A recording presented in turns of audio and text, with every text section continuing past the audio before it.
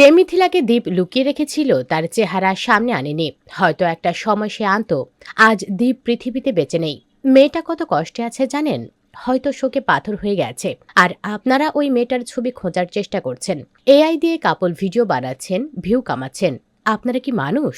Please, দীপের মনের মানুষটাকে ভালো থাকতে দিন। তার ভবিষ্যৎটাকে বিপদে ফেলবেন না। দয়া করে এআই দিয়ে ভুয়া ভিডিও বানিয়ে অমানুষের পরিচয় দিয়েন না। তার চেহারা রিভিল করার চেষ্টা করবেন না প্লিজ। দীপের ইচ্ছাটাকে সম্মান জানানোর অনুরোধ রইল।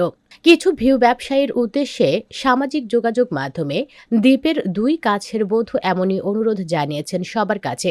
উল্লেখ্য যে সিলেটের জনপ্রিয় কন্টেন্ট ক্রিয়েটর দীপঙ্কর দাস দীপের হৃদরোগে আক্রান্ত হয়ে দুদিন আগে মালয়েশিয়ার একটি হাসপাতালে মৃত্যুবরণ করেন।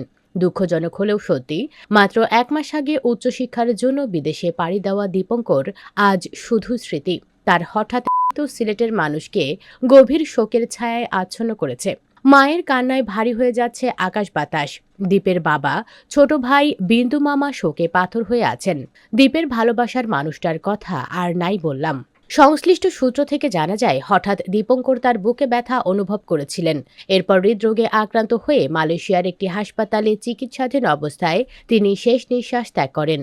মালয়েশিয়া গিয়ে একাকিত্ব অনুভব করা দীপ গত ২৭শে অক্টোবর সামাজিক যোগাযোগ মাধ্যমে লেখেন, আমি হয়তো খুব শীঘ্রই দেশে চলে আসব। একা থাকা আমার দ্বারা সম্ভব না। ছোটবেলা থেকেই বধূ বান্ধব পরিবারের সাথে থেকে বড় হয়েছি। হঠাৎ এরকম সিচুয়েশনে পড়ে আমি টোটাল ডিপ্রেশনে চলে যাচ্ছি। প্রচুর কষ্ট হচ্ছে। উল্লেখ্য যে ডিসেম্বরে দেশে আসার কথা ছিল দীপের। কথা ছিল প্রিয় মানুষটিকে ঘরে তোলার, নতুন জীবন শুরুর। কিন্তু ফুল ফোটার আগেই ঝরে গেল।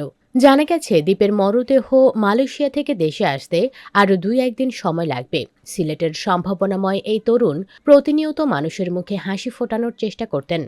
নিজের উদ্যম, সৃজনশীলতা ও স্বভাবসুলভ আনন্দ দিয়ে দীপঙ্কর সিলেটবাসীর কাছে খুবই প্রিয় ছিলেন। তার অকাল মৃত্যুর খবর ছড়িয়ে পড়তেই সামাজিক যোগাযোগ মাধ্যমেও নেমে এসেছে শোকের ছায়া। ভক্তরা জানিয়েছেন, দীপঙ্কর সবসময় তাদের হাসি খুশি রাখতে চেয়েছিলেন। সে কখনো অহংকারী ছিলেন না, বরং সবসময় বিনম্র ও সহজ সরল স্বভাবের ছিল। জানা যায়, দীপঙ্করের বয়স ছিল মাত্র ২১ বছর। এত কম বয়সে তার হঠাৎ মৃত্যু সত্যি সকলের জন্য চরম মর্মস্পর্শী। তার লাশ দ্রুত দেশে ফেরানোর